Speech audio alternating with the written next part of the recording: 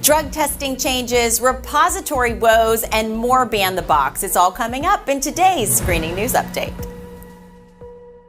The state of Iowa has been focusing a lot of attention on drug testing laws recently, but some of the things they're changing might make you scratch your head. First, the law regarding on-the-job alcohol use has been changed to allow employers to take disciplinary action against employees if a test shows they have a blood alcohol level as low as 0.02.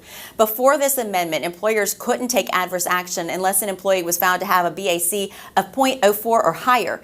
That rule goes into effect on July 1st. Now, on the flip side, state lawmakers are considering a bill that would get rid of all limits on how much THC can be present in cannabis oil. Remember, THC is what gives users the high, while CBD blocks some of the negative side effects. Potential side effects of high THC cannabis are issues like anxiety and paranoia.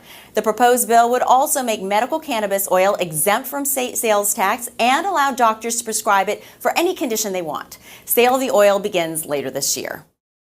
The Department of Justice has released a survey that shows state criminal history repositories are still not getting the whole story when it comes to the final dispositions in criminal cases. The latest survey specifically looked at 4 months in the middle of 2017. It found that 14 states say 20% or more of all dispositions they received could not be linked to the original arrest or charging information in the state criminal record database.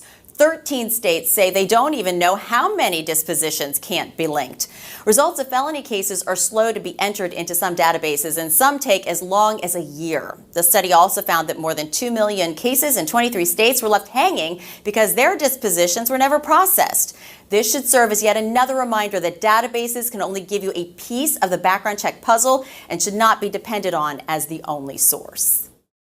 Washington State has become the 11th state to ban the box. The Fair Chance Act goes into effect on June 7th. The act prohibits employers from including criminal history questions on employment applications.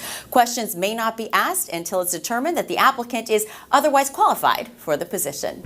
Be sure to join us every week for more news, and be sure to check out ebiinc.com for more screening information. I'm Jennifer Gladstone. See you next time.